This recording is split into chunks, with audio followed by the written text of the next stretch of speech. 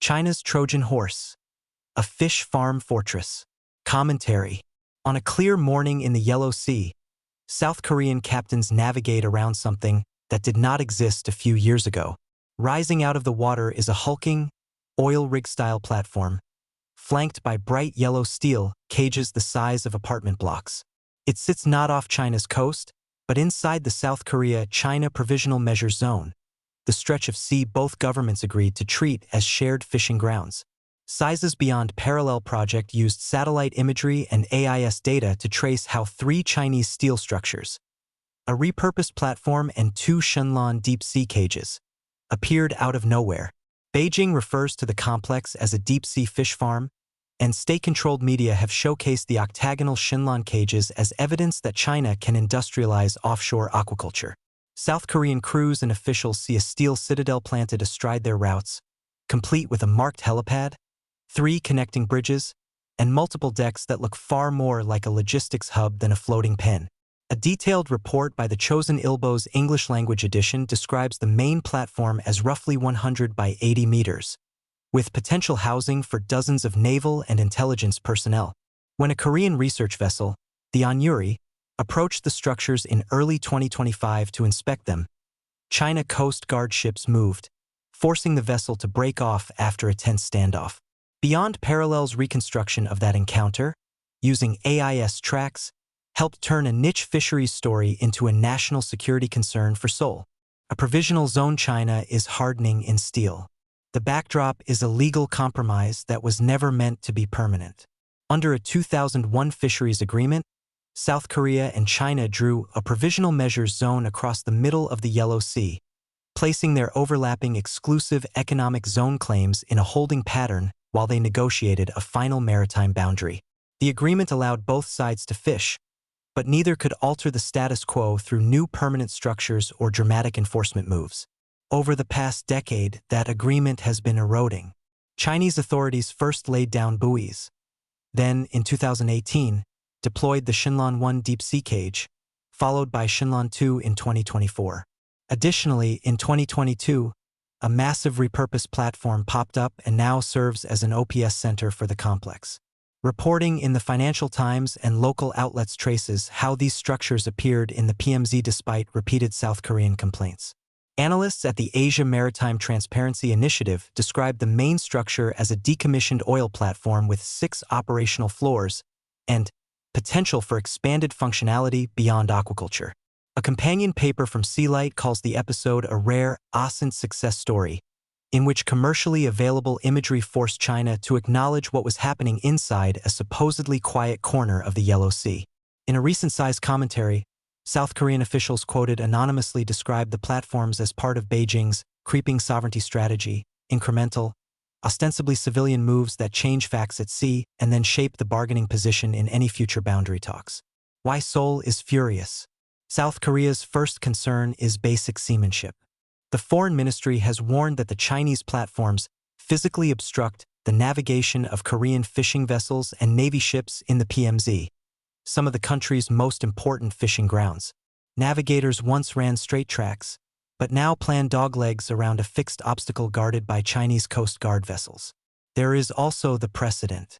South Korean lawmakers from both the governing and opposition parties have held bipartisan hearings on the Yellow Sea structures and adopted a parliamentary resolution condemning them as a threat to maritime safety and to the spirit of the 2001 agreement.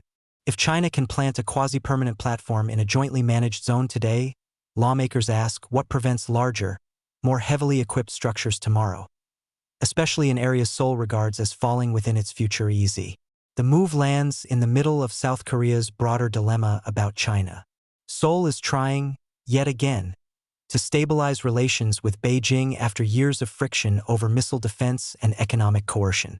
At the same time, it is tightening security ties with Washington and Tokyo to deter North Korea and manage crises around Taiwan. A South China Morning Post report has already warned that the fish farm row risks derailing efforts to improve China-South Korea ties. In that context, the Yellow Sea platforms feel uncomfortably familiar. The Times reports that Korean politicians have started to use the phrase gangster tactics, language reflective of China's militarized islands in the South China Sea. The sense in Seoul is that a pattern is repeating itself. A seemingly civilian project appears in disputed waters, hardens over time, and then becomes the new baseline from which Beijing manipulates boundaries. Beijing, for its part, has tried to shape a narrative about fish. Chinese officials insist the installations are commercial aquaculture facilities operated by companies such as Wansfeng Group and a joint venture with the state-owned Shandong Marine Group, and that they comply with international law. At one point, China even invited South Korean officials to inspect the structures, while rejecting any suggestion that they be relocated outside the PMZ.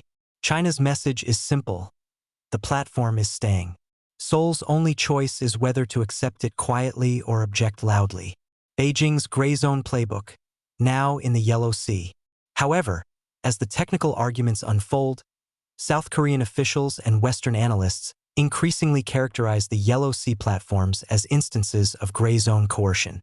That term, now common in Allied doctrine, covers the use of civilian or paramilitary tools, coast guards, fishing fleets, survey ships, private infrastructure, to change realities on the water while staying just below the threshold that would trigger a military response.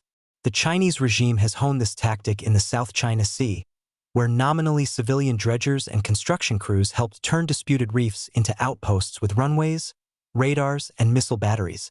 It has done something similar with its maritime militia, fishing vessels that answer to local military commands and swarm disputed features under the cover of commercial activity. Investigations by The Guardian and regional think tanks have documented how those units help Beijing pressure the Philippines and Vietnam over contested reefs. In the Yellow Sea, the ingredients differ slightly, but the method remains the same. The platform and its cages are formally commercial, tied to fisheries companies and provincial state-owned enterprises. They are strategically located in a zone where the boundary is unresolved but vital to South Korea's food security and naval posture. They are plausibly dual-use, with sufficient power, deck space, and communications equipment to host sensors or to serve as a logistics node for law enforcement and militia vessels. And they come bundled with an enforcement bubble: China Coast Guard ships that move quickly to shadow and block any Korean vessel that comes too close. Why the Yellow Sea matters beyond Korea.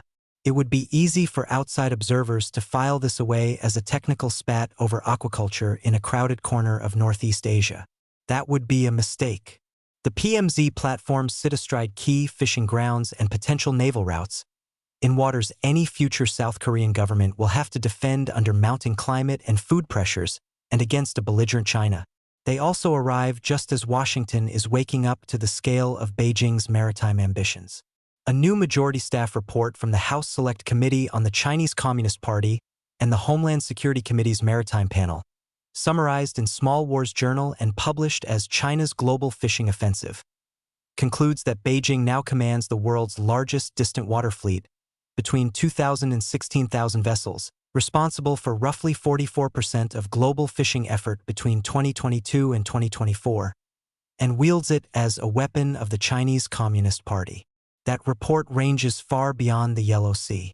It catalogs abuses and coercion from West Africa to Latin America. But it should sharpen how the United States and its allies read the steel silhouette on Korea's western horizon. The platforms are, unmistakably, a billboard for a different vision of how the oceans should be governed, one in which so-called civilian structures and fleets can be dropped into contested waters, treated as fait accompli, and then leveraged for advantage in the next political crisis. For everyone watching China's rise at sea, the Yellow Sea dispute is a preview, not a sideshow. The Chinese Communist regime remains a threat to stability for many countries within its sphere of influence.